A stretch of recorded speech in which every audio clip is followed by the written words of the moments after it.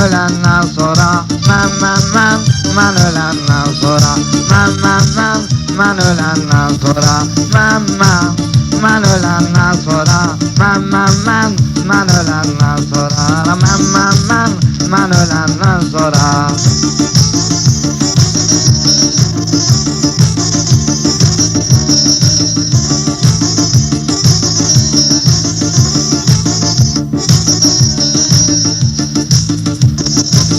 Görəcək naləyi fəryadımı, tanımısınız siz mənim ustadımı.